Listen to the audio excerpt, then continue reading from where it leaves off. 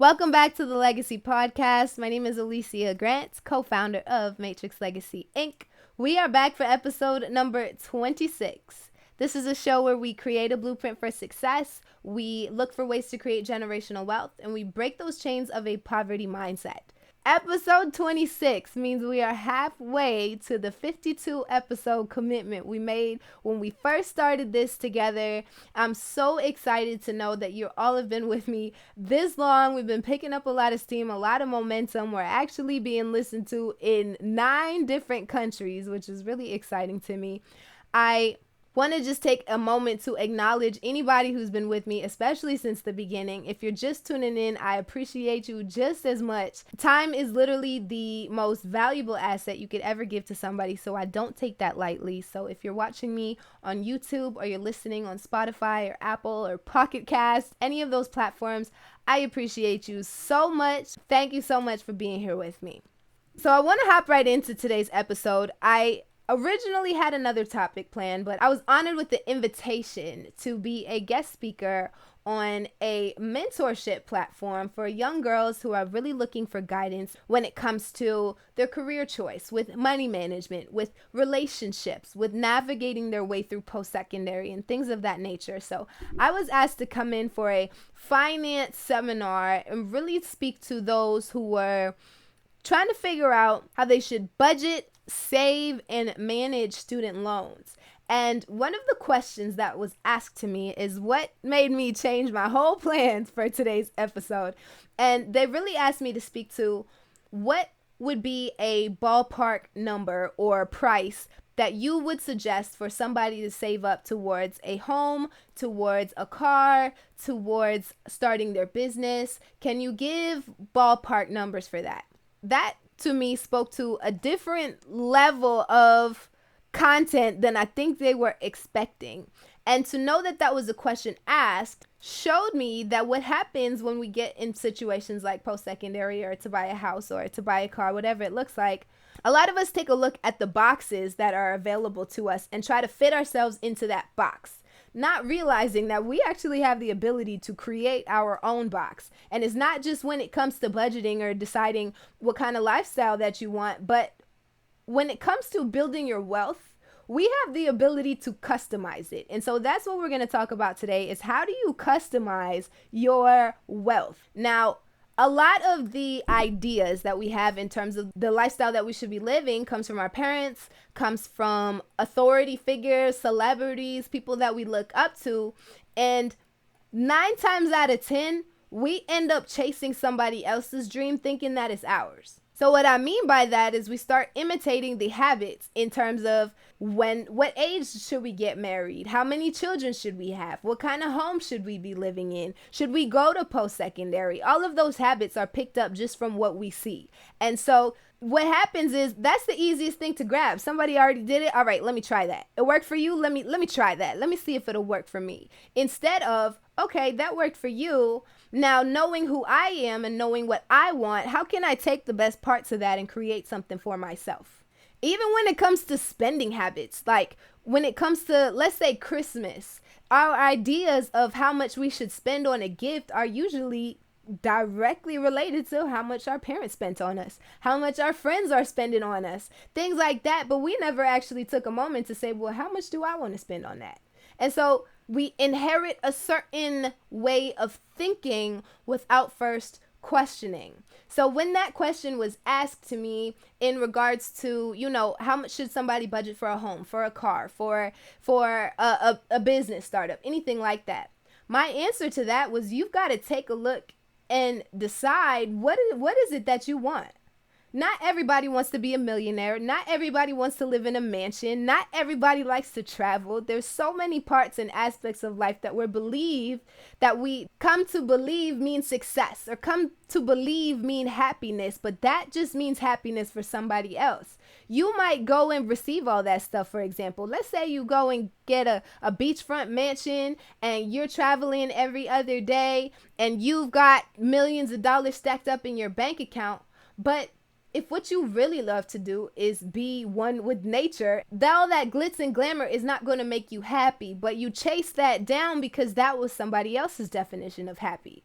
So for me, when it came to looking for a place or home ownership, a lot of people think, all right, maybe I want a detached home, or I want a condo, or I want, everybody's idea of their first type of property is different. For me, I really wanted a loft. I wanted some 2-story city home. Like, that was my idea of a first home of happiness at the time that I had envisioned it. Now, as I build and I evolve and I start understanding what else is open to me, my husband and I will go driving around just to see what's going on. I don't know what I like if I haven't seen it. So let me go look at the bungalows. Let me go look at the condos. Let me go look in different cities, different countries, different areas to see what I like. And that leads me into one pit stop that I want to make right here is you won't know what you like until you see it. So the first thing that you see and you enjoy doesn't mean that that's necessarily the thing for you. That might just mean that's the only thing you've seen, and you got to give it a little more. You haven't even taken a chance to take a look and see if there's something that you love even more. Maybe you like that style of home, or maybe you like that career choice. But what if you're missing out on the thing you love because you settled for the first thing that you liked? So I get a question a lot of the times, and people say, well, where is it that you would like to live? And my answer is always, honestly, I don't have a clue. I haven't seen enough places. I haven't traveled enough. I haven't even been to every continent. So how could I make a decision like that when I just haven't seen enough? So circling back around to that question now that was asked in terms of how much would you budget for a home, for a car, for a business opportunity, things of that nature.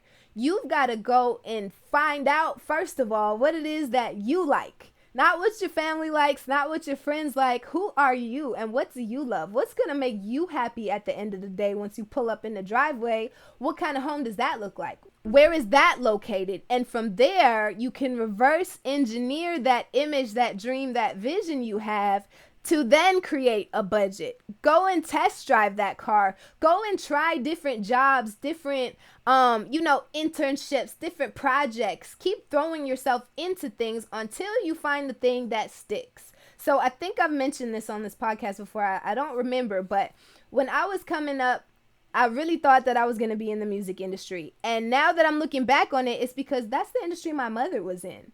And she was connected to people in the industry. She was a singer, she was a performer, and she was incredible at it. And she was always playing music around me, so I loved music. So naturally, I said, well, if my mother is doing it, I admire her. She is somebody who I aspire to be like one day. Let me follow in her footsteps. So I pursued music, and then almost, 3/4 of the way through the program, I realized, wait a second, even though I like this, I don't love this. I'm looking around at other people in this program who love it, but that's not what I love. So from then I start going on a journey. I'm trying sports. I'm trying different working positions. So there was a time that I was a hostess, and then a server, and then a line cook, or another time at a department store, I was the cashier, and then I wanted to be a clothing associate. Or I would sign up for dance teams and sign up for different clubs and experiences to find out what is it that I love. Because I don't want to chase somebody else's dream and then realize years later down the line, I just built something that wasn't even for me because I was so easily influenced. I don't want to be in a position where I'm looking back thinking, wow, I built somebody else's dream and this is not mine. This is not where I want to be. You see a lot of young boys and girls who might look up to the singers, the rappers, the athletes, and think, wow, that looks like happiness. Everybody's looking up to those people. That's who I want to be. So they start pursuing those dreams, those visions, those goals, and those have nothing to do with who they are or what gift they were sent onto this planet with. And so we get distracted chasing somebody else's dream because it looks so good on them. So our biggest influences really are authority figures or people who we consider to be powerful. Also the masses, we take a look at what the majority of people are doing and enjoying, and then we try to apply that to ourselves. Or the people closest to us. That's why they say you hang around 5 rich people, you're about to be the 6th. And same thing in the opposite direction. But you have to really take a look at those 3 influences and say, is what I'm pursuing mine? Or is what I'm pursuing a reflection of what I've seen in one of those 3 or all 3 of those categories? So you've really got to try on different hats, different areas, different lifestyles until you find the one that sticks for you. After you've done trying on all of those different hats, the next thing to make sure of is that you are taking responsibility for your own outcome.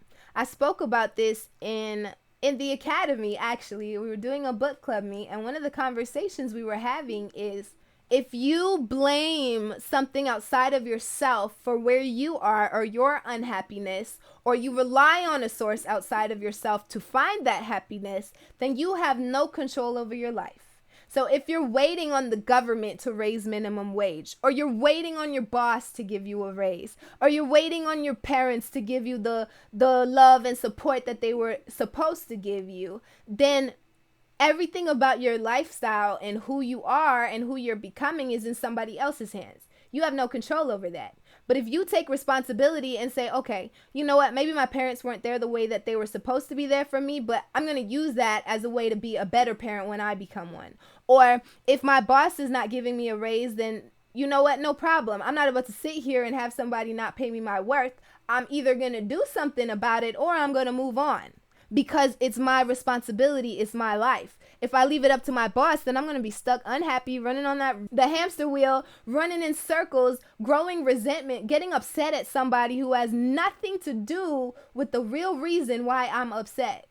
I'm upset because you didn't see my value, but it's my responsibility to know my value. It's not your responsibility to see my value. So if I know my worth, I'm going to go take myself somewhere where they'll recognize it, or I'll create my own space where my wealth and my value could be recognized. And then the last example, if you're waiting on the government to do something, you're going to be waiting a long, long time. Another conversation we had is, during this pandemic, there's a lot of people were just one paycheck away from bankruptcy, or one paycheck away from the sky start falling down on them. But it's the same thing with the businesses. The businesses were just one paycheck away from going bankrupt. That's why so many businesses closed. And then you take a look at the government and take a look at how much debt they've accumulated. That also tells you that the government is one paycheck away from bankruptcy and beyond. That's why they're printing all this money, because they've never learned how to manage the wealth that they already have, the money, the resources that they already have. So they have to go make some more, print some more, because they don't really know what's going on either. So you're sitting here waiting on the government to do something. I'm telling you, you'll be waiting your whole life. You got to take responsibility of your life because it's yours. And make sure whatever vision, whatever goals that you set for yourself are your goals, and not the ones that have been influenced by your surroundings, by your environment. Because somebody else's happiness can never make you happy. You have to find your own happiness. Because if I love the luxury life and that's what makes me happy, and I put all of those pieces together and I've shaped my lifestyle, you can go and do exactly what I did and create that same luxury lifestyle for you, but maybe that's not for you.